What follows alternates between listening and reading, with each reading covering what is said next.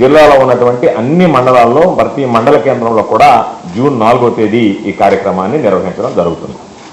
అదేవిధంగా జూన్ 8వ తేదీ 9వ తేదీ ప్రత్యేకించి చంద్రబాబు నాయుడు చేసినటువంటి మోసాలు, వెన్నుపోటుకి 2 ఏళ్ల పేరుతో అనేక రకాలైనటువంటి కార్యక్రమాలు, చంద్రబాబు నాయుడు హయాంలో జరిగినటువంటి మోసాల దగ్గర నుంచి చంద్రబాబు నాయుడు ఏ విధంగా మోసం ఇచ్చాడు, ఏ విధంగా ప్రజలను వంచాడు అనేటువంటి అన్నింటి మీద కూడా ఒక సదస్సు విద్యార్థులు, యువత, మహిళలు, అన్ని వర్గాలకు సంబంధించినటువంటి వ్యక్తులు, నిరుద్యోగులు అందరితో కలిసి ఒక సమావేశాన్ని ఆ రోజు టౌన్ హాల్ స్థాయిలో ఒకటి ఏర్పాటు చేస్తున్నాం.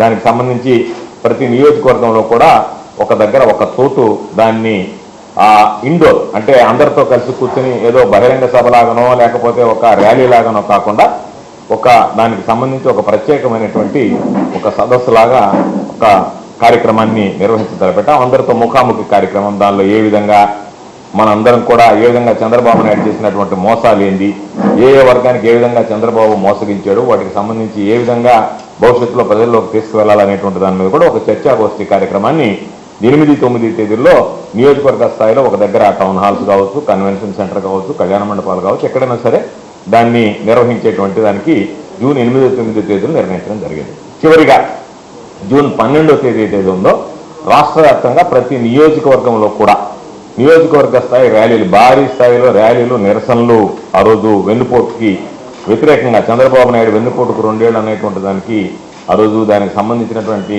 ఆ ర్యాలీని నిర్వహించి దానిలో నిరసన చేపట్టి చంద్రబాబు నాయుడు ప్రభుత్వాన్ని ఇప్పటికైనా చంద్రబాబు బుద్ధి తెచ్చుకుని ప్రజలకు ఇచ్చినటువంటి హామీలు ఏ విధంగా అయితే ప్రజలకు హామీలు ఇచ్చి ఓట్లు దండుకుని అధికారంలోకి వచ్చిన తర్వాత వాళ్ళని మోసం చేశాడో దాని మీద కూడా ఆ రోజు 12వ తేదీ జూన్ 12వ తేదీ చివరిగా ఒక కార్యక్రమం. కాబట్టి 3 కార్యక్రమాలు స్థూలంగా పార్టీ నిర్ణయించడం జరిగింది. దాని ప్రకారం ఈ జిల్లాకు సంబంధించి కూడా ఈరోజు పోస్టర్ విడుదల కార్యక్రమం అనుకున్నాం. రేపు నియోజకవర్గ స్థాయిలో పోస్టర్ విడుదల కార్యక్రమం ఉంటుంది. ఎల్లుండి మండల స్థాయిలో కూడా ఈ పోస్టర్ విడుదల కార్యక్రమం, ఈ బుక్కు సంబంధించినటువంటి ఆవిష్కరణ కార్యక్రమం చేపడతాం. దీనిలో వెన్నుపోటుకు 2 ఏళ్లకు సంబంధించి స్పష్టంగా అనేక రకాలైనటువంటివి దీనిలో పొందుపరచడం జరిగింది. చంద్రబాబు నాయుడు అధికారంలోకి వచ్చిన తర్వాత ఏ విధంగా ప్రజలను మోసం చేశాడు, అధికారంలోకి రాకముందు ఎన్ని రకాలైనటువంటి హామీలు ఇచ్చాడనేటువంటిది మొత్తం కూడా ఇదేదైతే ఉందో చంద్రబాబు వెన్నుపోటుకు 2 ఏళ్ళు అనేటువంటి దాని మీద ఈరోజు ఈ కార్యక్రమం మీద అన్ని మొత్తం ఇచ్చాం. దీంతో పాటు జగన్మోహన్ రెడ్డి గారు ఇచ్చినటువంటి సంక్షేమాన్ని కూడా ఇవ్వడం జరిగింది. జగన్మోహన్ రెడ్డి గారి హయాంలో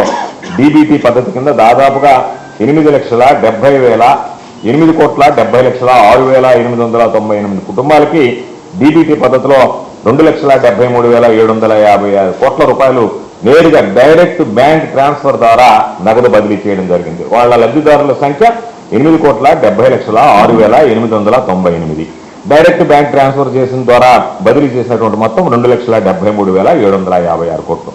నాన్ డీబీటీ దాని కింద హౌస్ సైట్ కావచ్చు, జగన్మోహన్ రెడ్డి గారికి సంబంధించినటువంటి గోరుముద్ద కానీ, విద్యాకారు కానీ అనేక రకాలైనటువంటి కార్యక్రమాలు ఉన్నాయి.